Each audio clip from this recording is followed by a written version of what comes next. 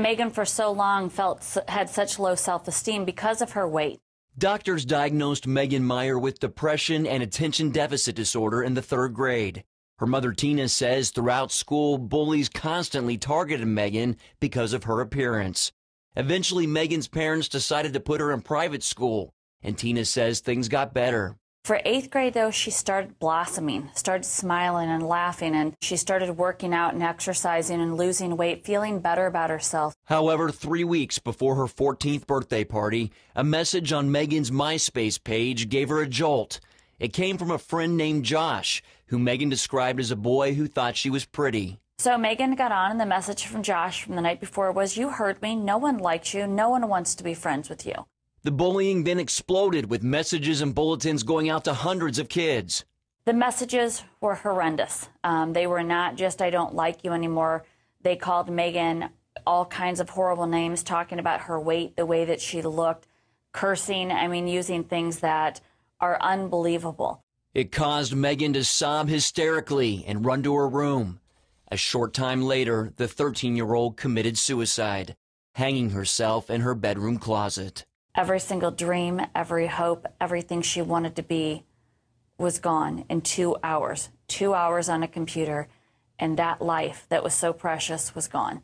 Megan Taylor Meyer became a victim of cyberbullying, a growing problem where people use technology to harass and intimidate. Tina later learned that Josh never existed. According to a police report, an adult neighbor, her daughter, with whom Megan had a falling out, and another person created the phony account. The police report states their goal was to gain Megan's confidence, to find out what she was saying online about the daughter and other people.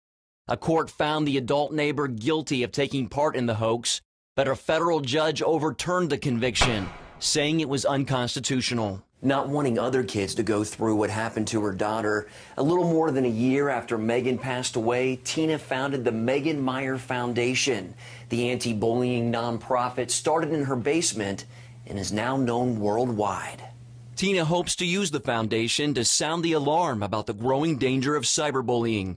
According to a recent MTV Associated Press study, 76% of young adults aged 14 to 24 call digital abuse a serious problem for people their age. 56% report they have experienced abuse through social and digital media. 14-year-old Sydney Wilhelm volunteers at the Megan Meyer Foundation. She says a group of girls cyberbullied her to the point that she started cutting and contemplated suicide. It was through Facebook, AIM, and YouTube. And they would post on each other's walls about me, and I don't know, they would just say rude things over and over again. A friend of the family saw a disturbing post online and notified Sydney's parents. We've had a lot of discussions with Sydney so that she continues to bring things forward to us. It's not her fault, and that's what I think kids need to understand is it's not their fault why this is happening. They need to bring it forward. They need to come clean.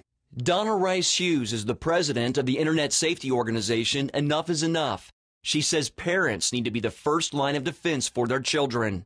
The group's Internet Safety 101 program empowers parents as well as educators on how to deal with cyberbullying. It can go viral very quickly. So in the old form of bullying, it may stay contained, that abuse. But when the technology is used, then all of a sudden 100 or 1,000 or 1,000,000 people can see what is happening to the person who's being bullied. Child advocates are pushing schools and governments to develop policies and laws. And if you don't, you need to get those things in place because schools can actually be liable in some instances. Tina Meyer worked closely with Senator Scott Rupp and Missouri Governor Matt Blunt's Internet Task Force to help pass a law that makes internet harassment and stalking criminal offenses in that state. The National Conference of State Legislatures reports that more than 30 states have enacted legislation to protect kids from online bullying.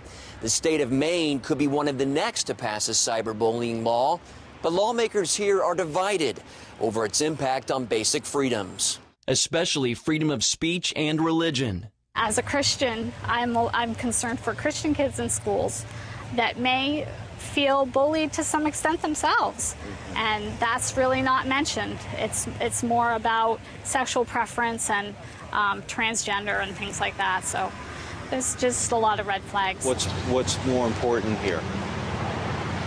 Losing a life or the language in the bill? But as I said, the Maine Civil Liberties Union and I have been working together, and they are supportive of the bill. While Maine and other states grapple with legislation, cyberbullying victim Sydney Wilhelm presses on, creating a new Facebook page called The Stand Against Bullying. And Tina Meyer continues to spread her daughter's tragic story around the world so the dreams of other kids have the opportunity to come true. Mark Martin, CBN News.